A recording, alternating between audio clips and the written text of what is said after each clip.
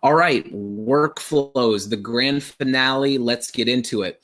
So, what are workflows and how are we going to build these out? So, the first thing I want to cover is when you're going in to build a workflow action, there's going to be three things that you'll need to know each time you build a new workflow action. So, we're going to cover those first, and then we're going to go in and actually build out this workflow. So, the three things that you're going to need to know is when you build a workflow action, you're going to choose the action that you want to do first, then you're going to choose the trigger, and then you're going to choose the content. So let's break those down. So the first thing that you're going to do is choose what you want to do. So you're choosing what action you want to have happen. Then you're going to choose the trigger. This is going to tell the workflow when you want that action to happen. So there is a timing that goes into each action. So you're going to choose when you want that action to happen. And I said this last week, and I'll say it again too as well. And you'll notice as I'm going through and building the workflow why this is important as well. Understanding the workflow triggers will make your workflow building 10 times more effective. So learn the triggers that we cover today, learn these like the back of your hand, and that will help you out a lot when you're building your workflow because you'll know what's possible to automate. The term automation means that it's looking at something and activating something. So if you're not sure what's available in Dubsado, it's hard to automate things because you're not sure what triggers are even possible. So out of anything, when you're building out the workflow, learn what the triggers are most. It's important to know everything, obviously, but the triggers are most important. Perfect. And then the third thing is going to be the content, choosing which piece of content you want to go out. So what, when, and which are going to be the three things that we're going to be doing as we build a workflow action. When you're choosing your content, this is why building all of the content, we did that in week 2. This is why building all of the content prior to building the workflows is so important, because as we build a workflow action, we're going to be picking from the content that we've already prepared in the system. So that's why we did that during week 2, and also why we tested that content last week. So let's get into actually building this workflow. So this is going to be a lot of workshopping. So if you can stick around for all of this, please do. I'm going to go through and build out the entire workflow that we have prepared over the last 3 weeks. If you can't stick around, it's totally fine. I understand. This will be sent out in a video recording, and it will be up on our YouTube channel as well too. So if you need to jump out, totally fine. You can always go back and rewatch the recording. So we're going to walk through this step by step. So the first thing we're going to be doing here in our workflow, as we talked about, is everything starts from the lead capture form. So that's not really an action in our workflow because the workflow technically kicks in after they fill out that lead form. So this won't be an action, the first thing here. But the first thing we're going to do is we're going to email the consultation call scheduler out after approving the new lead.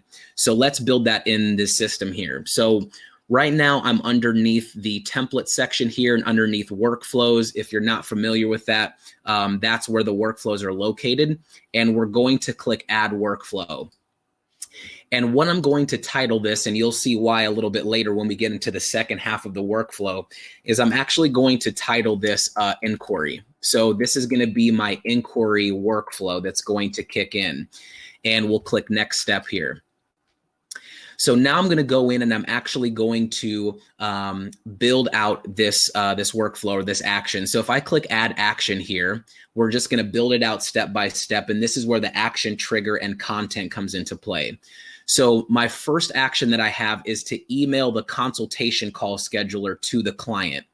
So in this here, the first thing I'm going to choose is what I want to do. So if I'm going to email the consultation call scheduler to the client, what I'm going to want to choose is to send my appointment scheduler. Anytime you're sending content out, you're either going to be doing send form, send contract, send invoice, send appointment scheduler.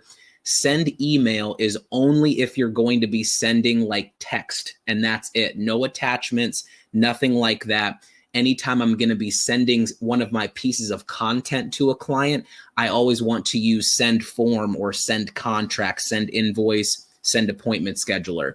So I'm going to choose send appointment scheduler. And then when I want this to happen is I want this to happen right away. So once this workflow kicks in, I want to send this out, but I want to approve this before it goes out. So the when section, this is going to be where your trigger comes into play. You can either do one of two things here. You can either do a fixed time frame, but when you're building a workflow template overall, you don't want to use fixed. Fixed is going to be if you're making edits inside of a project and setting specific times for things to go out, because I wouldn't want my appointment scheduler to go out to everybody on March 20th. That doesn't really make any sense. This is more for when you're doing things in a project. What you're going to be using anytime you're doing a workflow template, just on a macro level, is going to be relative. Fixed, you could use this maybe for like holidays, like if you wanted something to go out on the 24th of December for everybody, you could do something like that, or a Black Friday sale, but relative is what you're going to use the most there. Now, the time frame on this, we won't do this for every action in the workflow, but just as the first one, I'll cover kind of how we're going to build these out. These are going to be all of the different triggers. Now, what I said previously, these are going to be the things that you really want to memorize and know what's possible to do in the system. So the more you can memorize, and the way that I've built the workflow out, we're going to cover a lot of these here, but this is what you really want to be able to learn a lot about, are the triggers. So in this here, we just want to have the appointment scheduler go out right away to the client, but we're going to put a hold on it first. So the one that fits the best for this is after workflow has started.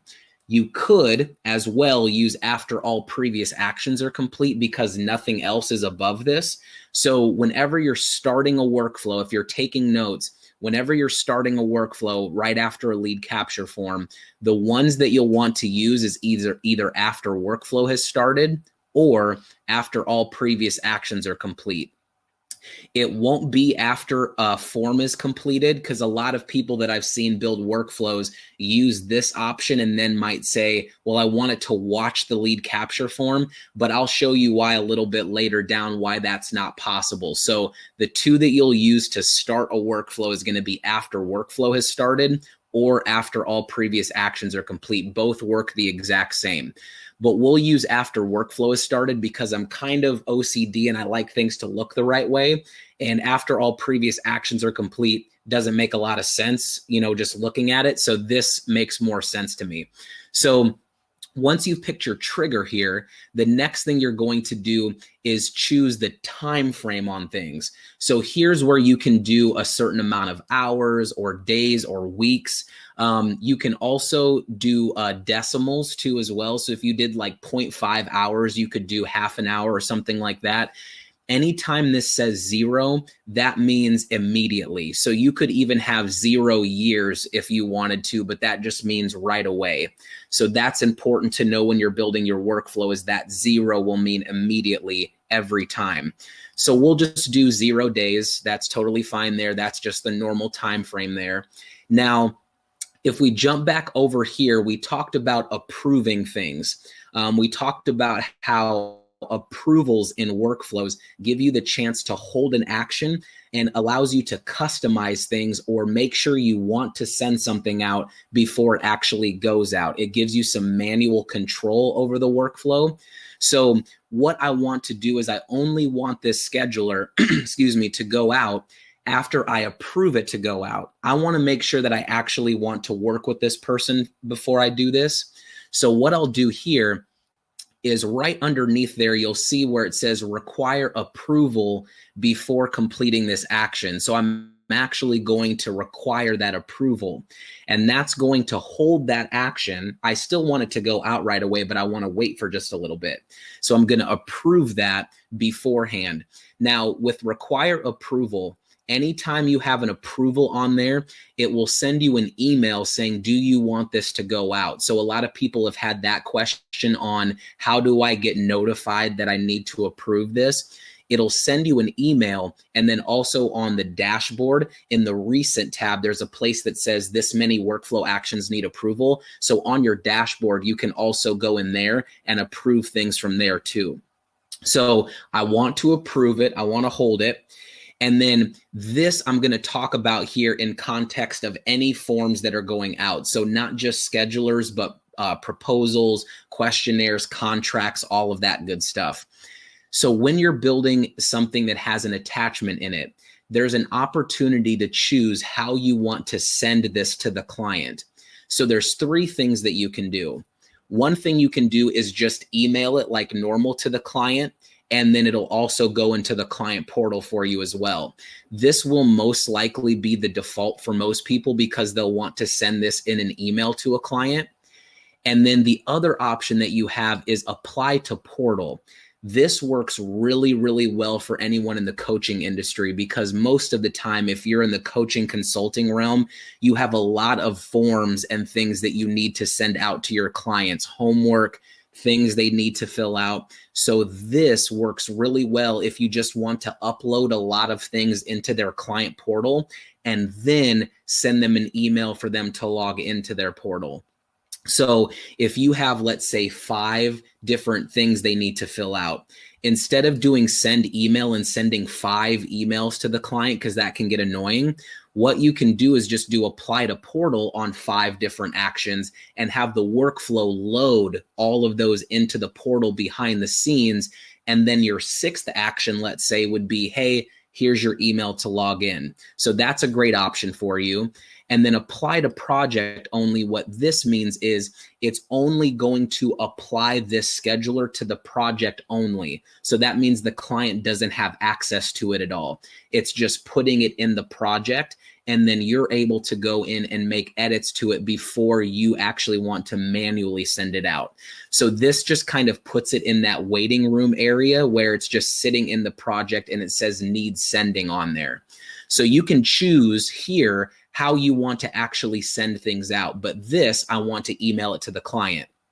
So we've picked what we want to do, when we want it to go out, and now we're going to pick which piece of content is going to get sent.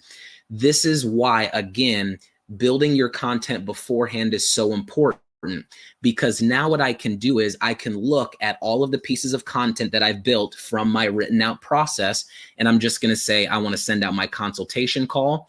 And then I've built an email to go with it. So here are all of my emails that I've built. If you remember from last week, or I believe it was week 2 actually, is where you went in and you built all of the different pieces of content in here. So I have an email already set up, which is going to be my scheduler consultation call invitation email, which just says basically, thanks for filling out my form. I would love to get on a consultation call with you. Please click the link below. So that's going to be the email that I'm going to use. And then I can just apply this action and I'm good to go. There's an action built. So I picked what I want to do, when I want it to go out, and then the actual content that's in there. Now, if you're in Dubsado, and we talked about this earlier in past weeks, you're always going to pick the content first. You'll always pick what you're sending out first, consultation call, and then you pick the email, or rather the vehicle that's going to send that to the client. So that's how everything works in Dubsado. If you're doing something manually, you always pick the form first in the forms tab, and then you choose the canned email in the email composer to send it out. So you guys should know that that's how that works, because last week your homework was to go through and do everything manually. So you should kind of understand that that's how the system is built, is picking the content and then the email. So I picked my consultation call. I'm good there. Now I have 2 project status changes after it's been sent and after it's been booked. So this is where triggers really come into play and are really important. So now I'm going to go into the workflow and I'm just going to continue through this. So add action. And what I'm going to use is change project status. So we can click change project status there. And when do I want that project status to change? Well, the status that I want to put it in is going to be a consultation call sent. Remember, we built these last week. So these are going to be all the statuses. We took a deep dive into those last week. So I want to change this into consultation sent. Now, when do I want this to go out? I want this to go out once the consultation call has been sent out to the client. So that would be right after 0 days, immediately after all previous actions are complete. So what that means is our scheduler is going to go out to the client here once I approve it. And then immediately after I approve it and it goes out to the client, it's going to update that project status. Now, one thing I will mention that we're going to be adding into the system later, it's been highly requested and we're going to do this in the system, is we're actually going to have it where it shows what project status it's changing to. A lot of people have had that question, so I wanted to address that. That's actually something that we've requested to have put in. So that's going to help you guys kind of understand what status it's changing to. So that'll be coming in later updates. So it's updating the project status there after we sent it out. And then we also want to do another one after it's booked. So I'm going to click add action here, change project status.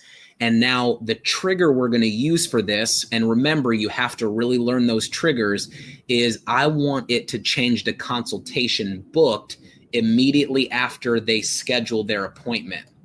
So out of the 3 triggers here, we do have different triggers that can watch for when something is booked before their appointment start time and after their appointment has ended. So let's talk about these triggers here for a second. These 3 triggers here, let's say I choose after appointment is scheduled. So I want this to move into consultation booked after they book their appointment there. So immediately after an appointment is scheduled, I want it to go into consultation booked. Now, this is the missing link here, and I want to address using these triggers here and how all of this works. If you are using these 3 triggers here, scheduled before an appointment start time or after an appointment has ended, you'll see this pop up right here, which says, which scheduler do you want to watch for? Now, what this will do, and this also applies to forms as well, and we'll talk about that when we get a little bit further down. What this will do is this will bring up a list of all of the scheduler templates that are being sent in the workflow. What that means is you can only use these appointment triggers if you are sending out your appointment scheduler inside of your workflow. So I want to address all of the people who have their scheduler and their lead capture on their website where they're booking their appointment and then they're filling out the lead capture form and doing that outside of the system. If you're doing it that way, you're not able to use these 3 triggers here because there's not going to be a scheduler it can watch for in the workflow because your scheduler template is outside of the workflow. So if you are doing it where you have a scheduler template and then the lead capture outside of the system, what you'll have to do is just put an approve button and do immediately after all previous actions are complete and just wait for your consultation to get done and then come into the workflow and just approve your action to go out. There's not a way for our system to read a scheduler that's being booked outside of a Dubsado project, if that makes sense. So you can only use these 3 triggers if you're sending out your scheduler inside of the workflow. So this is going to show me a list of all of my schedulers that are in here. So if you have to use these 3 triggers, if you're in a business where you say, I have to be able to use these triggers, what I would recommend doing is just kind of switching up your process a little bit, just making a small tweak and just doing a lead capture on your website and then sending out your availability in the first email that goes out. That will unlock all of these 3 triggers for you to use. So here, if I say 0 days after appointment is scheduled, now I can just choose consultation call and it's going to watch for when that scheduler that I'm sending out gets booked on, and then it's going to move it into that status for me. So I have 2 project status changes there. So that's a quick rundown or tutorial on the appointment triggers. That's kind of a big hitter that I normally see on calls or talking with people. So I wanted to address how those triggers actually work. It can only trigger something that's happening inside of the workflow. So you may have to adjust your process a little bit if you absolutely have to use those triggers. Try making a quick adjustment to how people are coming into the system there.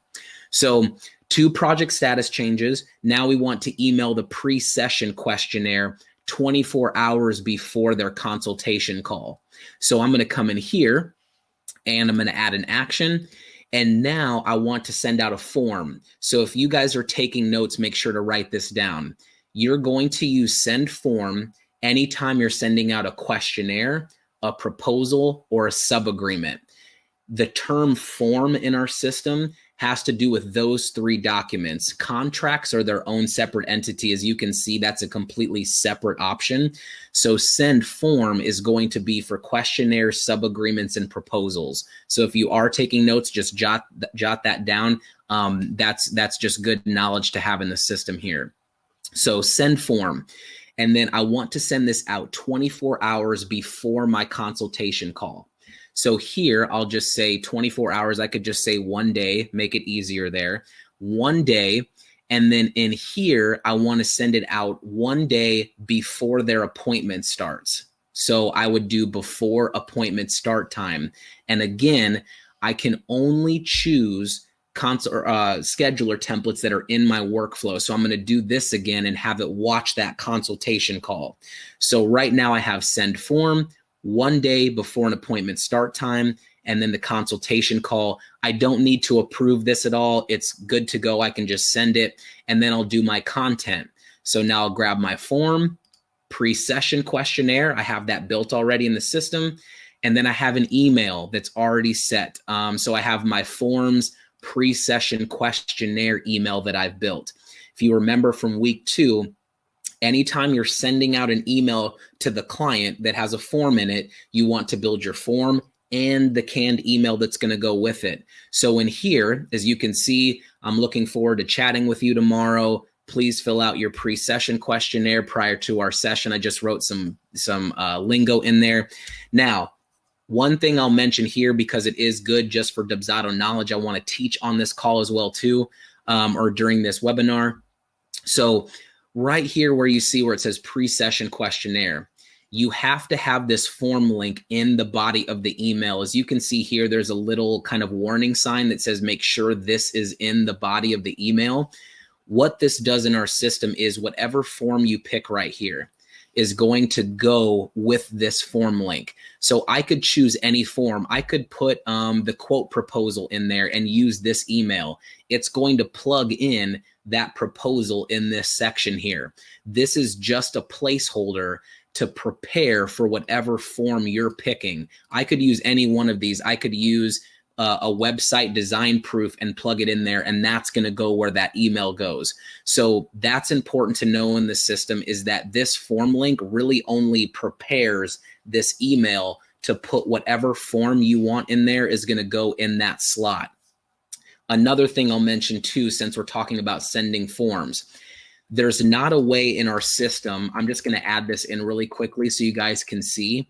There's not a way in our system to have 2 form links in here and do that in an automatic email. The reason why is because, as you can see here, you can only choose one form in this modal. So I can't say the pre-question session or the pre-session questionnaire goes in this slot and then another form goes in this slot.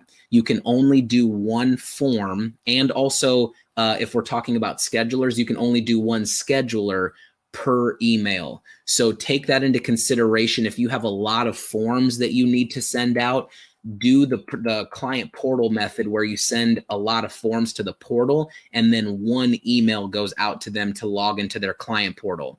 So one form and then one form link per email. That's very important to know. You can't just throw form links into your emails because you can only choose one in an automatic email. There is a way that you can manually send out multiple forms, but that's kind of a whole nother thing, and we want to kind of stick with the workflow here. So pre-session questionnaire, and then I have my email already prepared there, and we're going to apply that. So 1 day before the appointment start time, I'm sending out that questionnaire. And then we want to, once the consultation call has ended, I want to prep my proposal. Now, this is where to-dos come into play. So after the consultation call is over, I need to be reminded that now I need to prepare my proposal to send out to them based off of what we talked about. So I'll come in here, and one of the actions that we have in here is to create a to-do for yourself. This is also a really important action in our system. Workflows do not have to be 100% automated. That's kind of a misconception about what a workflow is, where you just click start and it just runs. By creating a to-do for yourself, you can create a task inside the workflow that will remind you you need to get things done before the workflow continues down. So what I want to do is I want to put a little bit of a hold on the workflow to remind me, hey, you need to prep your proposal before it goes out to the client. So I'm going to put a to-do here, and what the assigned user section for here is, anyone who is a user on the account, you can select them, and that means it's going to go on that person's dashboard. So I want this to go on my dashboard, so I'm going to assign it to myself. That's what the assigned user in our system does, is it puts it on that person's dashboard. It can only go on one, so I want it to go on mine. If you're a solopreneur, it's really easy. If you're a multi-user and have a team, then you kind of have to decide whose you want it to go on, who's it's important for to have it on there. So we have that there. And then I want to do this as soon as my consultation call is over. So here I'll use after appointment has ended. That's another trigger we have. So now we're going to say right after that appointment is ended, I want to be reminded that I need to prep my proposal. You could even say an hour or so after if you wanted to, but we'll just say immediately because it's just an inside task for me. So now, again, I'm going to choose my consultation call. I'm still watching that. So once my consultation call is over, I want to be reminded of something. So I'm going to say prepare the quote proposal, and I'm just going to type that in there. Now, one thing you can do that I recommend doing if you are creating to-dos for yourself is you can use smart fields in your to-dos to give you more context on what it is that I need to know. So for here, I want to say prepare the quote proposal, and I can say for, and I can put in a smart field and say the client name. So what that's going to do for me now is it's going to say prepare the quote proposal for whoever project this is for. So it's going to look at the client attached to this project, and it's going to put their name in there. So I can use any of these smart fields here to give more context to my to-dos versus just saying prepare the quote proposal and there's nothing else to it. So feel free, if you were to do like call client name and put their phone number smart field in there, that way you don't have to look up their number. That works really well too. So you can experiment and put in whatever you want in this section here to give it more context. So prepare the quote proposal for client name. The other great thing about to-dos as well is you can also send email reminders to yourself. So whatever this is going to populate and show, that gets sent in an email out to the client. So that's also really great to do if you have to-dos in your workflow. You can decide if you want to be emailed or not to the client, or email this information to you. Sorry about that. So this is just internal for you. So I want to get sent an email to know that it's time to prep the proposal. So I'll click apply there. So now I have a to-do, prepare the quote proposal for client name immediately after the appointment has ended. So that kind of covers the different appointment triggers and the different things you can do there. Now we want to change the project status. So not only am I getting a to-do that's going to tell me that I need to prep the proposal, I also want to know on my projects page how many people I need to prep the proposal for. So on the projects page here, it's going to show me in the proposal prep section how many people I have to do that for. So that's another way you can use organization. So let's go to the workflow here, and we're going to open this up again, and we're going to say change project status immediately after. You could even do again immediately after the appointment has ended. We want to put that in consultation call, and then we can have that go into proposal prep there. So that's the other status that I have, proposal prep. We'll add that in there. So that'll be immediately after that appointment is over. It's going to update that project status for me. Then right after that, once I have my proposal prepped and it's a to-do that I'm going to have to check off, Then I'm going to have to actually send out my proposal, contract, and invoice to the client. And I want to approve that to go out. So here, I'll do add action, send form, because we're sending a proposal out. And we're just going to do after everything above it's done. So that means I have to check off my to-do in order for this to activate. And I still want to put an approval on there. Sometimes I call the approval like training wheels. So you could put those on there just in case, especially when you're testing things. Always just throw an approval on there if you're just not sure if you want it to be automatic. And then I'll pick my proposal. So here's my quote proposal that I have done. And then the email that goes with it. So I have a quote proposal email. And here's, I'm so glad we could connect on the consultation call. Here's a quote that I think will work best for you. Once you submit the proposal, you'll be taken to the contract to sign, and then the invoice to make your deposit. Here's the form link. So I just have a quick email in there kind of informing them of what they're going to be doing there. Now, one thing with this that's important to know is when you are doing this and you have a contract and an invoice attached, for those of you who are doing the proposal, contract, and invoice, all you have to do in this action here is send out your proposal. Because the contract and invoice are attached, you don't have to send out a contract or send out an invoice in your workflow. It's all contained in this one action. So I have seen that with some people where they'll have proposal and then contract and then invoice. You only need send proposal and everything is included in that action. So I just have to do this action here. And now I can know my contract and invoice is included in all of this. So that's all bundled up into one action there. So I still put an approval on there just in case I can approve for that quote to actually go out to the client. Then we'll do change project status to proposal sent. So immediately after this goes out, change project status. Right after all that gets completed, we'll change this to proposal sent. That's one of the statuses that I have. We'll click apply there. And then the next thing we'll do here is if they don't fill this out after a week, I want to email them to say, hey, just checking in. Are you still down to do this? We had the consultation call. It went really well. I want to touch base with you. So again, with the triggers that we have, one thing that you'll need to know is that we do offer after a form is not completed, you can send something out to the client. So remember what a form is. It's a proposal, a questionnaire, or a sub-agreement.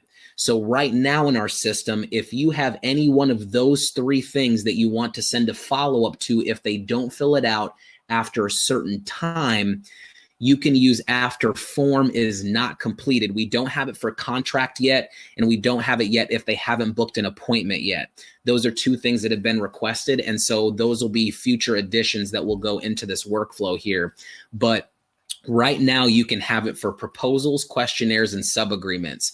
So I'm going to do after form is not completed, and I'm going to say a week after they haven't filled out their form, I want to send them something. So the action, what you can actually do here is you could just say send email, and here's 1 week after form is not completed. And then the form I want to watch for, it can only watch for forms that are in this workflow here. So the only forms I've sent in here, the only proposals, questionnaires, and sub-agreements I've sent out are the pre-session questionnaire and the proposal. So I want to pick my proposal there.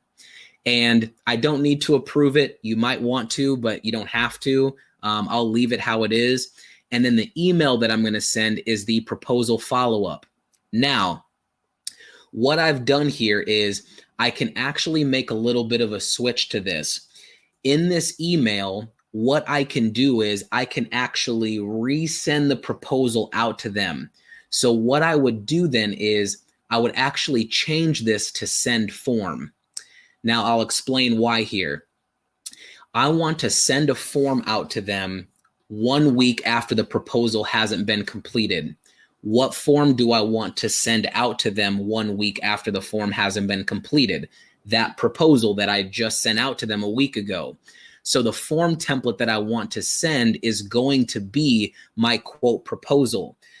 Just so you know, in our system, if you send the same form out or if you choose the same form in multiple actions in your workflow, it's going to resend the same form out to them. It won't send a fresh template out to them. It sends the same form out. So if let's say you have homework and you have the same form, but you want a different template, you just have to create that many different templates and maybe rephrase them to homework piece number 1, homework week 1, homework week 2. So that way you're sending different form templates out, because this is just going to send the exact same form back out to them. So here, where this form link is at, it's going to plug in the same proposal in this follow-up email. So here, it's a just checking in just to see if you're good. And then here I can click apply. Well, actually, let me see here, proposal follow-up. There we go. So just checking in to see if you're still interested in working with me. I'd love to continue working with you. I've attached the proposal we discussed in the link below. It's just going to resend that proposal out to them. I can click apply there. So what this is saying now is send the quote proposal if the quote proposal is not completed in a week. So you can literally just resend them the exact same form if they haven't filled it out in that time frame. So that's something that's possible in our system too. So that's the follow-up. Now we have 4 quick project status changes, and I'll go over each one of those.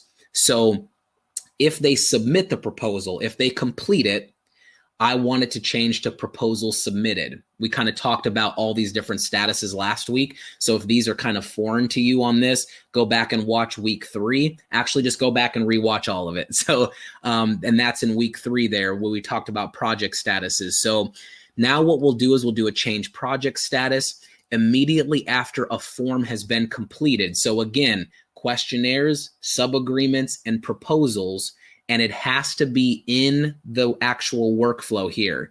So we would choose we would do quote proposal. We're watching for that proposal to get submitted, and we want that to go now into proposal submitted. Boom, we have that status there. So we have that as a project status change. It's going to change that after they've submitted their proposal.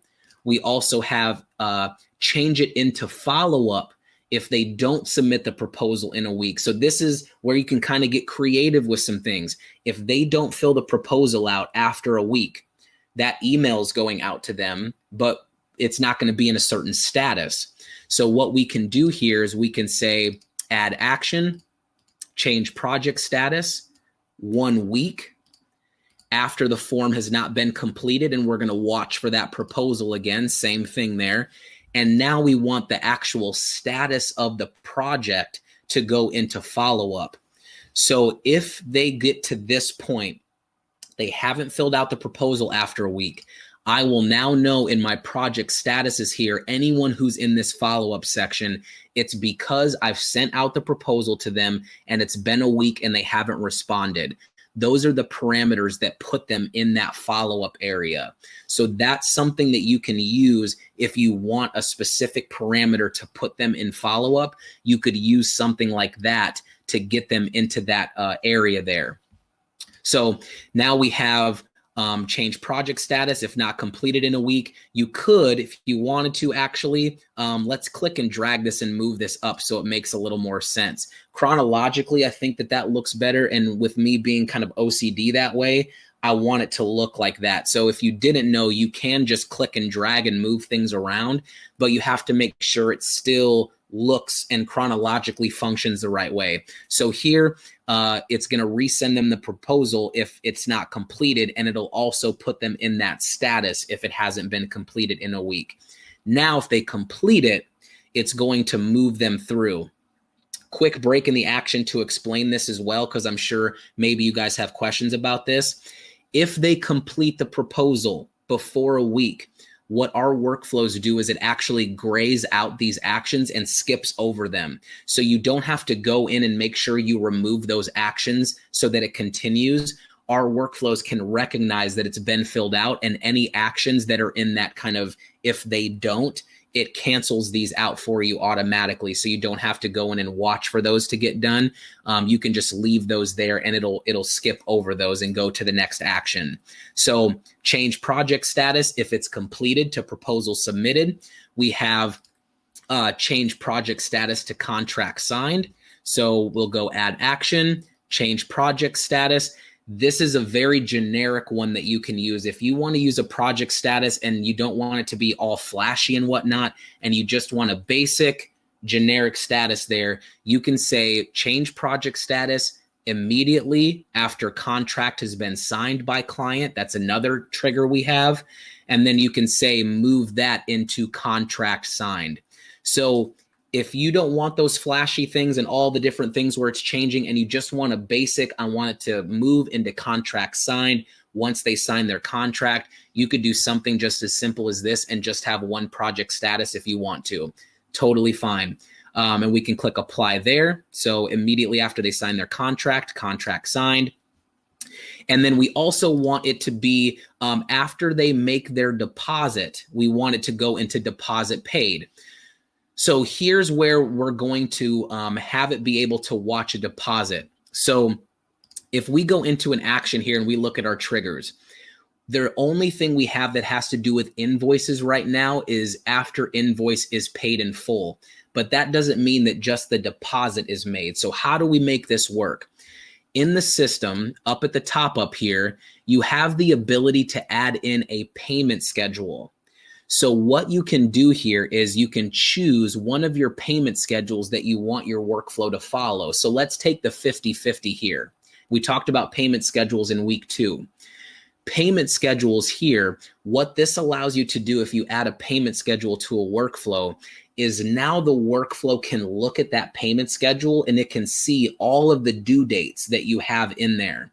So now if you add a payment schedule into your workflow, now what you can do is it gives you a new trigger. This is only if you add a payment schedule in there. And now it says after scheduled payment is completed. So this allows the workflow to look at all of your different payments that you have. So these are the two that I have. I have the deposit after the contract is signed, and then I have the other 50% 7 days before the event. So this right here, immediately after they sign their contract, this is going to be the payment that I want to watch for is that deposit. So if you need something to happen after a certain payment's been made, you have to add a payment schedule to the workflow first so that you have the after scheduled payment is completed option that will appear for you. And I want it to change the project status. So we want to update the status once they make their deposit. That's what this is basically saying. Immediately after they make their deposit, I want it to go into deposit paid. Now, we talked about statuses last week. Deposit paid is the first status into my job sequence. So it's going to go into that status there. So what this is doing now, and if a lot of people might say, I just want it to transition from a lead to a job automatically, that's what this is going to do because my deposit paid status is in my job area. So if you need something to go from lead to job, you have to make this job status over here, whatever it is that's when they get paid or when they become a booked job. We talked about this last week. You have to make that your first status there. That's going to move it from contract signed, which is the last status in my leads, over into deposit paid, which is the first status in my job section. So that's how all that's going to tie in. It's going to move it from this lead area here over into my job sequence now. So it's picking it up and moving it. So that's what you're going to have to do here. Change project status after they make their deposit. Lead becomes a booked job after they make their deposit.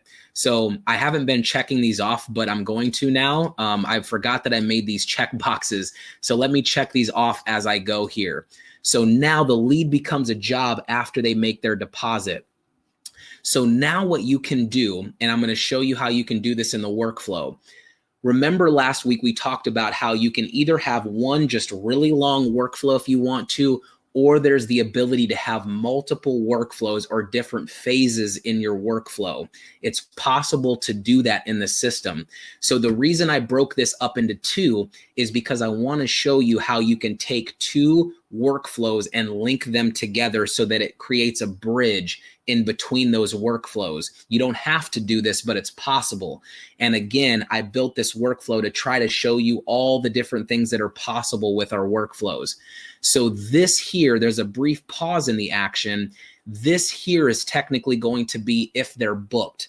All of this up here is kind of my inquiry lead idea. None of this here is really once they get booked, except right at the end down there. That's technically the very end of the lead process. And all of this is going to be if they're actually booked with me. So you could create two separate workflows if you want to. So now what I'm going to do is I'm going to go into my workflow here and I'm going to start a new workflow. Again, you do not have to do it this way. If you want it to be just one long workflow, you can do it that way. If you want it to be two separate ones and it's more easily digestible, you can do it that way. This is why workflows are completely up to you. There really is no such thing as just take a sample workflow or take just a workflow template, apply it, and it fits with you. There's so many different things that adapt to your business and make it unique of what you want it to be. So what I'm going to do here is I'm going to click add workflow and I'm going to say booked. We'll call it booked. Or do we want to call it job? We could call it whatever we want, but we'll call it booked workflow. So now on my workflow templates, I have two different workflows here, and I'm just going to reorganize these because again, I'm very OCD. I like things to be in order. So inquiry and then my booked workflow. So what I can do now that I have a booked workflow is in my inquiry workflow at the very bottom down here, what I can do is I can click add action. And one of the actions that we have here is called start a workflow. What this allows you to do is it will look at all of your workflow templates and it will allow you to start another workflow whenever it gets to that action. So I want to say booked. I want to change it to the booked workflow. And I'm going to say after all previous actions are complete. I'm just going to say once everything above it's done at the very bottom, I want to change it to booked. So I'll click apply here. So what does that do for me? Only if they get through all of this here, they have to get through everything. At the very bottom, I can now connect a bridge that will tell the project to add in a new workflow, and it's going to be my booked workflow. So again, you don't have to do it this way. If you like it where you just have a little inquiry workflow here, and then you have a booked workflow, you can do it that way, or you can make it where it's just one long workflow, whatever works for you. So then we're going to get into the booked workflow. So now we'll open up my booked workflow that I just created. Don't know why that moved on me. And we'll open this up here. So now my booked workflow. The first action here is to activate the client portal, and it's after they make their deposit. But if we're kind of thinking about logic here, that's already, they've already paid their deposit. So what I could do here is I could just say add action, activate the client portal. And this is just going to turn the portal on. Some people have questions about this. When you activate the client portal, it doesn't send an email to the client. It just unlocks it and turns it on. So if you want to save yourself a little bit of time, instead of going into their project, turning on their portal and activating it, you can just use this action here. And we'll just say after workflow has started. The reason, again, why I can do this is because everything else has already happened. They've already made their deposit. They've already started the new workflow. So this will just happen once that booked workflow has kicked in.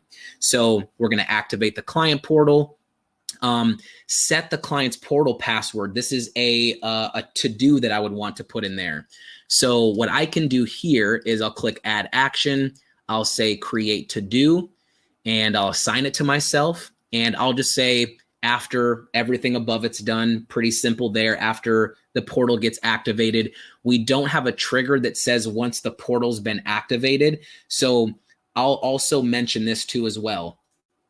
After all previous actions are complete is probably the most used one that I see from people, but it should be the last resort. Not saying that you shouldn't use it, but this is the last resort. If you can find a trigger in here that works more specific, as you can see, I've been using things that are very specific. Only once the contract gets signed, only once the appointment's done. If you can't find anything in here that works better, then you would just use after all previous actions are complete. But if you can find one in here that's a lot more specific on only at this time, use that. We don't have anything that's after the portal's been activated, so I would just use after all previous actions are complete there. And I can say set the portal password for, and again, I'll just plug in the name. So it'll tell me in the email that gets sent out, set the portal password for this client, and we'll click apply. Now, in our system, we don't have anything right now that automatically generates a password for the portal. So here you would just have to go in, and this would be a task for you to remember to do, to go in and set their password. I haven't sent them an email yet that's saying this is your client portal password and all of that stuff. I haven't sent that out yet. So this is kind of like prep work. I'm activating the portal. I'm setting up their password for them. If you don't set a password for them, it just defaults to their email. So if you've kind of experimented with the client portal, you kind of understand that if there is no password, it just defaults to their email. So you may not even need this action if you're comfortable with it just being their email to log in. It's up to you. Again, this could be different for a lot of different people. So set the portal password, got that done. Now we want to send out the client portal email. So if we go to add action and we'll just say send email, because it's just an email I'm sending out. I don't have any forms or anything attached to it at all. And again, we don't have anything that is send this email after the portal password's been sent. So after all previous actions are complete is the best option here. I could require approval. Do I have that on? No, I don't have that for that action. Again, this is why a written out process helps, because in here, when I set my process out, I don't have it in there. So I can just ignore the approval. And then the email that I want to send is going to be just I just have it called general client portal. So here I have my portal link and portal password smart field links in there. So that's going to generate the button for them to click on. And as well, it's also going to say password, and then whatever their password is, whether it's a generated one from me or if it's their email, it's just going to plug in that portal password there. So this says you're all locked in with your deposit. We're ready to rock and roll. Along with becoming a client of mine, you're also set up with a client portal that's a central location where you can view your quote, signed contract, and even pay on your invoice. So I just put some instructions in there of kind of what the portal is. Again, this is all up to how you want to describe this to your client. And we'll click apply. So only after I set that portal password can this go out. And I've marked this that I've got it done. That's what the to-dos do for you. So got that done. Change project status to client portal sent. Pretty easy there. So change project status immediately after, and then we'll change that to client portal sent. So we'll click apply there, and it updates the client portal, or it updates the status there. Send the checking in email 8 weeks before their event. Now we're going to kind of get into project date and how it looks at those different things. So now what we want to do is we want to send our checking in email.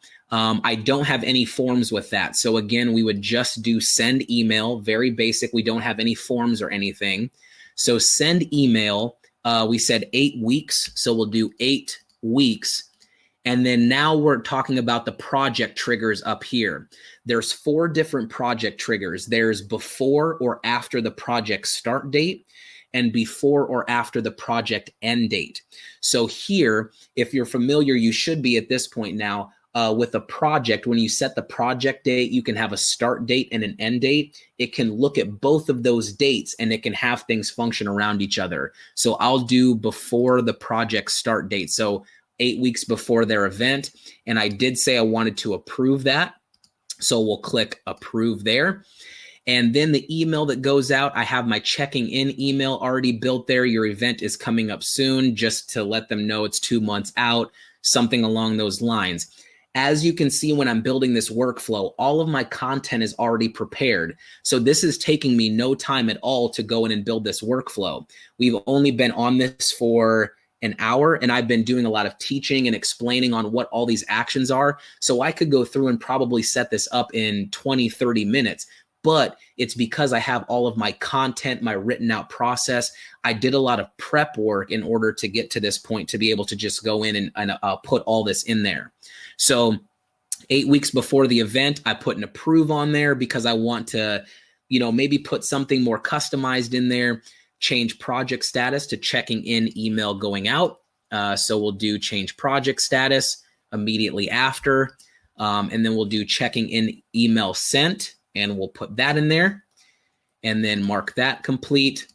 And then we want to email the pre-event meeting scheduler. I have a meeting that I want to do with them 2 weeks before the event. So here we'll do send appointment scheduler. Remember, we're sending content out, so we want to identify it more.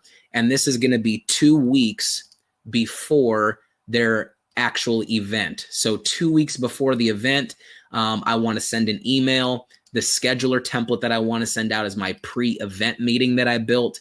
And then the email that I want to use for that is going to be my scheduler pre-event meeting that I have here. Your event is right around the corner. It's time to schedule your pre-event meeting. Here's the scheduler link that's going to link up with whatever scheduler template I have here. Again, you're not able to have another scheduler template or even another form added in here. If I have a form link in here, it's not going to give me a modal that says which form are we putting in there. So you cannot do a scheduler link and a form link in the same email automatically, because there's no way to select what form is going to go in there if I had a form. But with the scheduler, you can go into the advanced tab and put in an additional form there. Little pro tip for you guys, and actually add it to the scheduler. So I have that there, good to go. We'll send that out 2 weeks before their event. I have a pre-event meeting that I want to book with them. Change project status to sent, and then booked, same as the consultation call. So I'll just build this in here really quickly. Change project status right after it goes out to pre-event meeting sent, and we'll click that. And then we'll do another project status change, and we'll do that immediately after they book their appointment. Same thing we did with the consultation call. It can only show me the ones that are in this workflow. I don't have the consultation call in this workflow anymore, so that's why it's not showing up. So I can do the only one that's in there, which is pre-event meeting. And we'll change that to pre-event meeting booked. So once they schedule that, pre-event meeting booked, pretty simple there. And then we'll mark those complete. Send the receipt email. So in our system, we don't have anything that sends out a receipt to the client. We don't have a built-in feature that does that.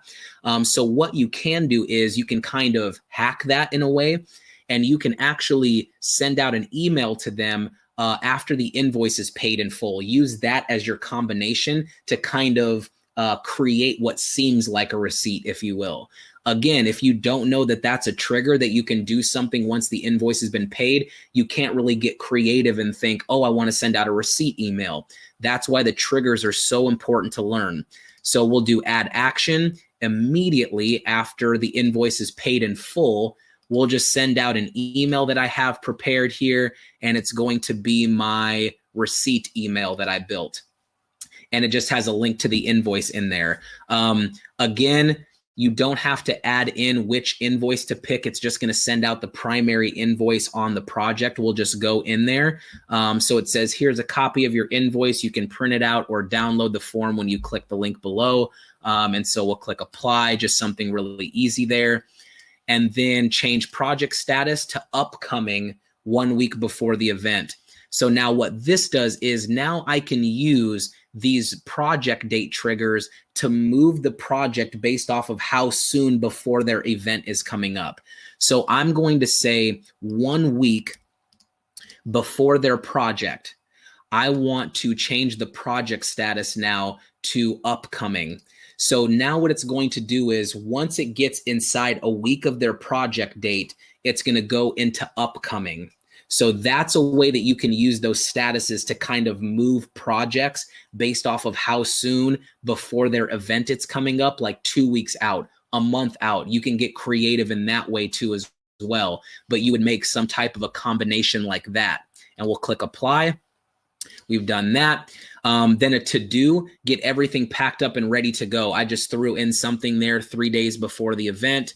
So we'll just say add action, create to-do here, and we'll assign it to me. And we'll say, what did we say it was? It was 3 days before the event. So 3 days before the project, we're going to pack up everything for, we'll just put client names wedding or something like that. I don't know if that's what you would want to put in there. You could really put whatever you want in there. Pack up everything for this person's wedding, and we'll send an email out. So that'll send me an email 3 days before their event to let me know it's time to go and get everything ready to go there. So I have that. And then we'll check that off. Send the congratulations email 3 days after the event. So if we go add action and we'll say send email 3 days after their event is over. So after project end date. And then we can put an approval on there. I believe I have that on there. And then we'll click this email here and say, I believe it is congratulations and review. So here's this here, and we'll click apply, and then that'll get added. And then change project status to review email sent. And we'll do this here, change project status to right after, I believe I have it in there, after the email is sent. So change project status after all that to review email sent. And then I have a project status change 1 week after the event to send the thank you cards. So we'll do that really quickly. I have an actual physical thank you card that I want to use. So we'll put that in there and say 1 week after their event, after the project end date, we'll say send thank you card in the mail for, and we'll just put Smartfield, and we'll put their name in there again. You could even, if you want to, you could do Smartfield client and then put in their address. So that way you don't have to look up their address. It just goes in that email or that to do. And we'll send an email to myself there. So that's why those smart fields really help you out. I actually created the to-do after I did the project status. So let me go in and put that status change in there. So we'll do change project status immediately after. And we'll do the send thank you cards. So that's the status I want it to go into. We'll put that where it was supposed to be right there. And then once it changes that project status, it'll put that to do there. Then once I check off the to do, the last thing I have is to archive the workflow. So that's one of the actions we have as well, which is archive project. And we'll click that.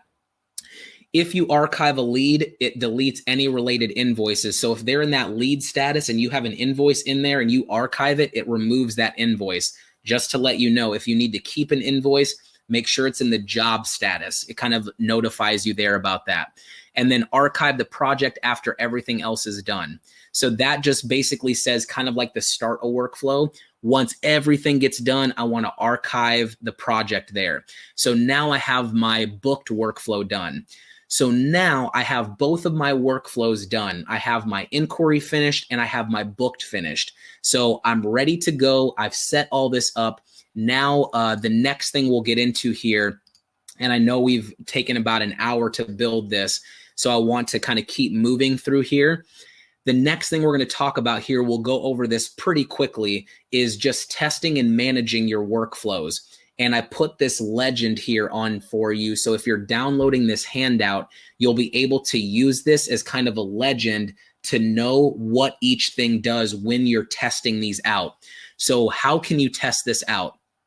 If you go to projects here, and I'll go into one of my projects, what I would want to do is I would want to have a project that has my email in there. If you've been testing, if you did the homework from week 3 already, you already know about testing a project or creating a test project. You know about all of that.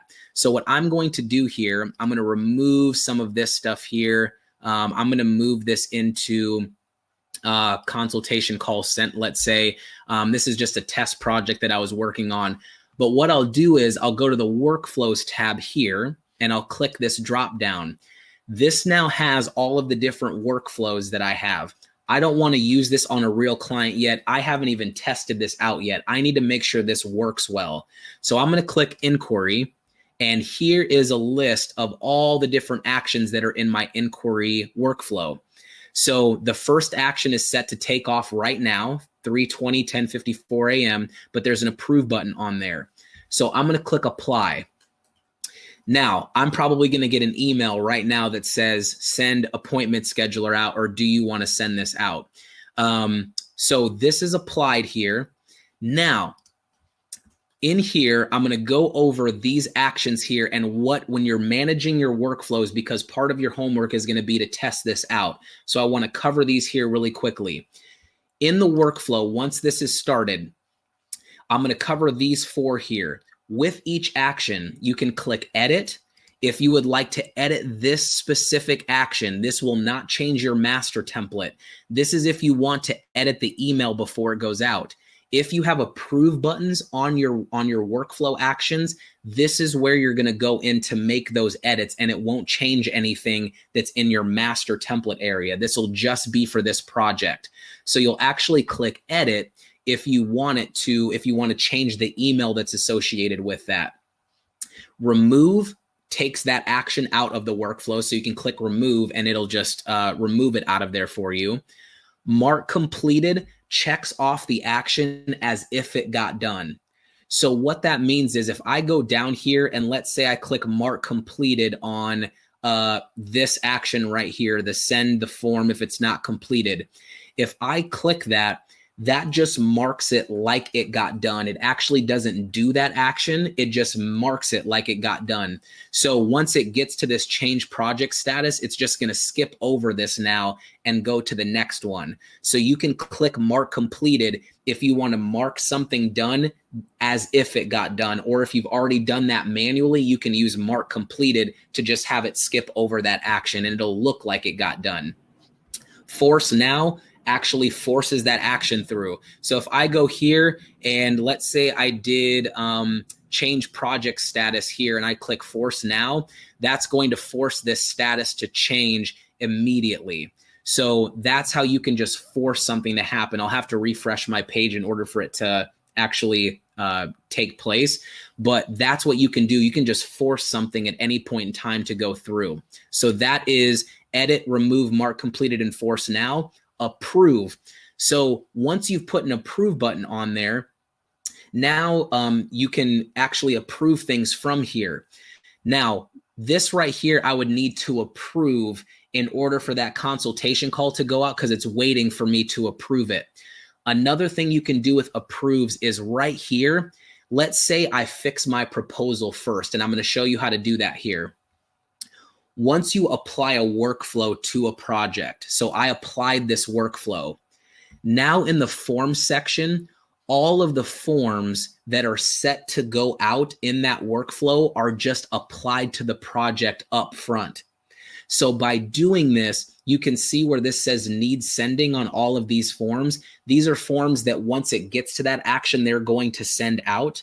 So what I can do is, once I've had my consultation call with them, I can now go to this forms page here. I can click edit on this form and I can edit this proposal here before it's set to go out. So I'm actually doing my proposal prep inside of this project here. And then whenever I'm done, I can then go back to my workflow tab over here, wait for my computer to load. And as you can see, it changed that project status because I forced it. Now it's on proposal prep. So that's what force now does for you guys. But now what I can do is I can approve this action to go out at any point in time. I can click approve. That's not going to send it yet. it's still going to wait till it gets to this action, but you can approve things at any point in time that you want to. You don't have to wait until it gets there. You can approve things, make edits in here at any time, and then approve it. And then it will send that just once it gets to that action. So that's how the approve buttons work for you. So that's approve there. Add action, archive, and active versus paused. So down here at the bottom, this gives you some other options you can do. If you want to just build an action in here just for this project, you can do that. It won't put it on your master workflow. It'll just be for this project. You can do that if you need something specific for that client. Archive just gets rid of the entire workflow. It'll just remove the whole thing for you. So you can do that if you want to. This active button, if you click this, it'll change it to paused. This means if it's paused, that nothing can go out now. It doesn't matter if you have something set for watching a project date. It doesn't matter if you have something watching an appointment date or if a form is completed. Paused shuts the entire operation down. So I recommend using pause and pausing the workflow only as a last resort, sort of like an emergency stop. We have so many things in our workflow now that can hold things like to-dos and approves. You don't really need pause workflow unless it's kind of a dire, I want to shut everything down in here. So you can pause it if you absolutely need to do like an e-stop on this. And then view workflow. This is going to take you to what's called our workflow overview page. And this is going to show you a list of all of the projects that are on my inquiry workflow. Some of you may not even know that we have this, but we do. This will show you everybody on here.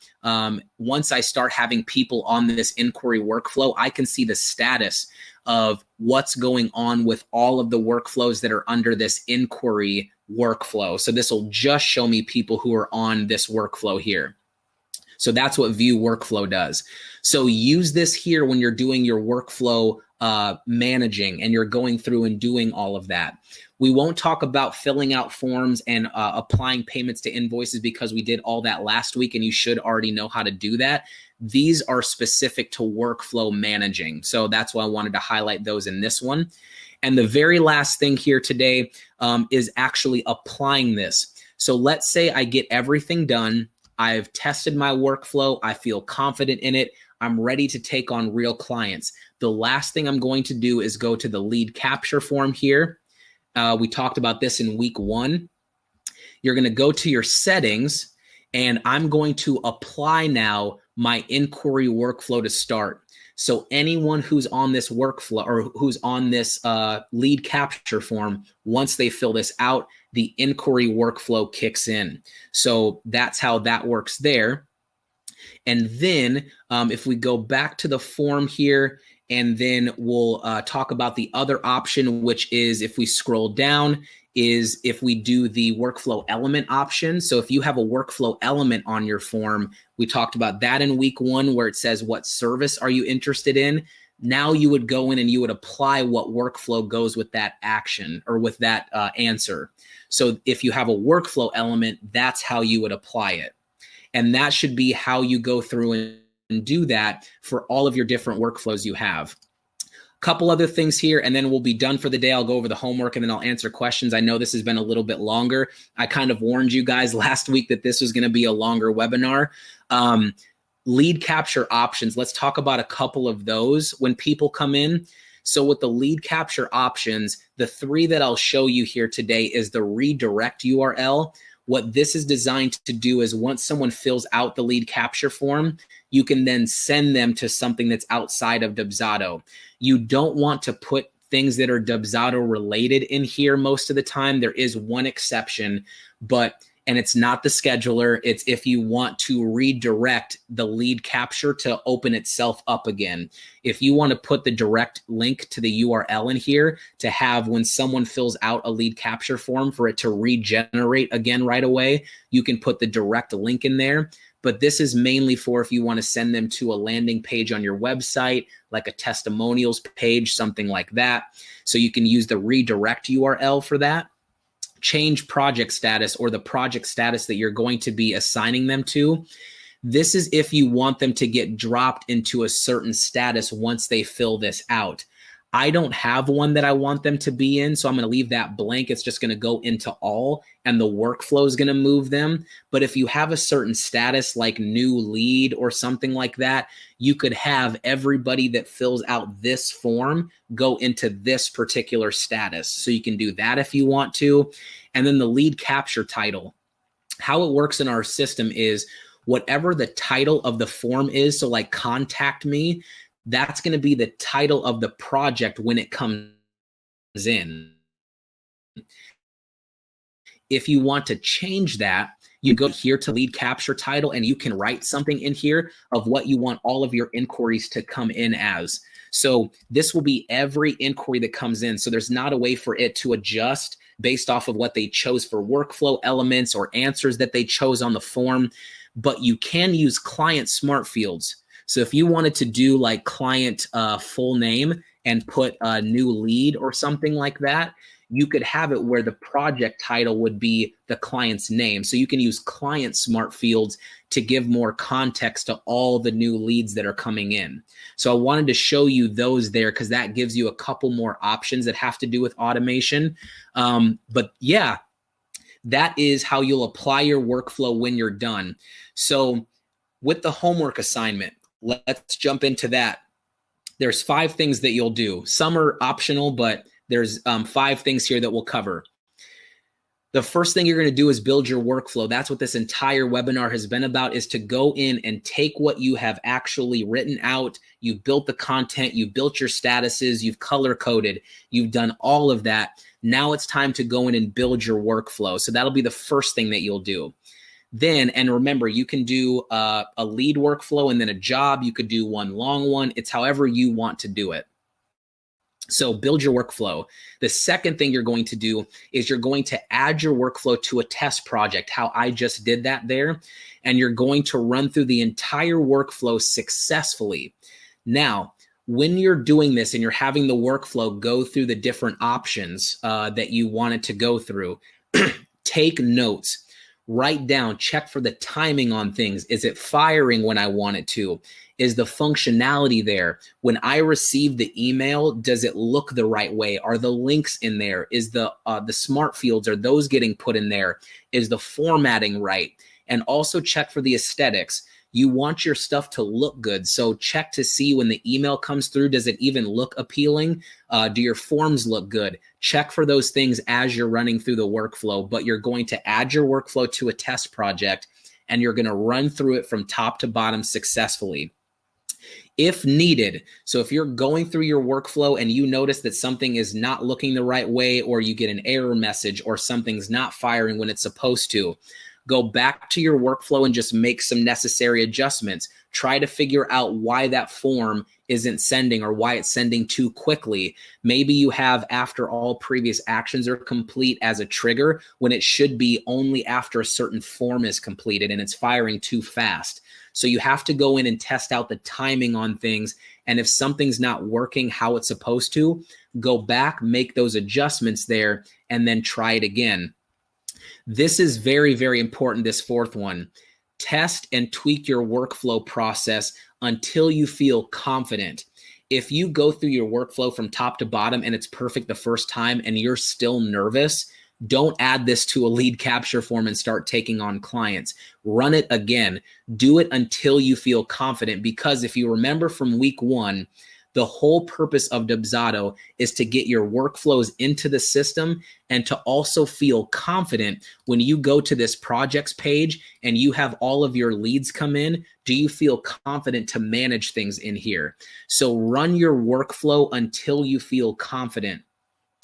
Another way you can think about it is if you put your lead capture form on a website and you get 20 leads at one time, do you feel confident enough to handle all of that? You might not have the availability, but do you feel confident to know what's going on in the background and how to use the system to facilitate that?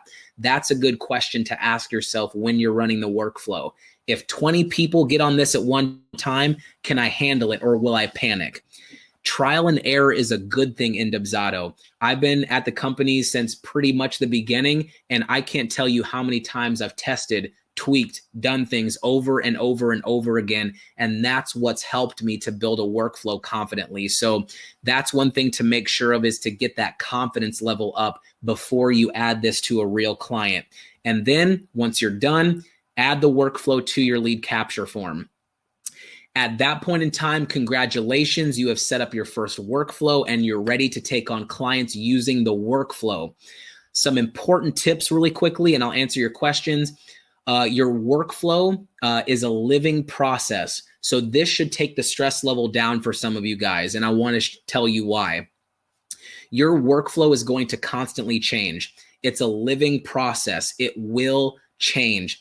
As your business grows, you will probably need to change your emails. You'll need to change forms. Maybe you'll figure out you want to add something or take something away. You'll want to automate it more where you're not doing as much approval checking.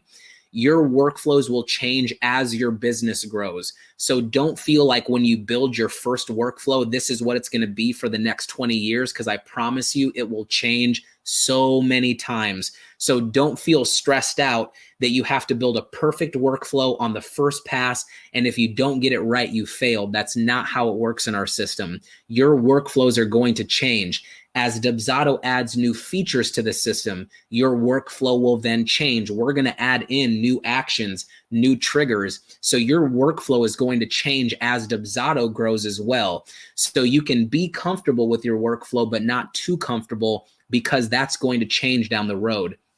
And you may be in the Facebook community. You may have colleagues that also use Dubsado and pick up some inspiration from our community or from somebody else.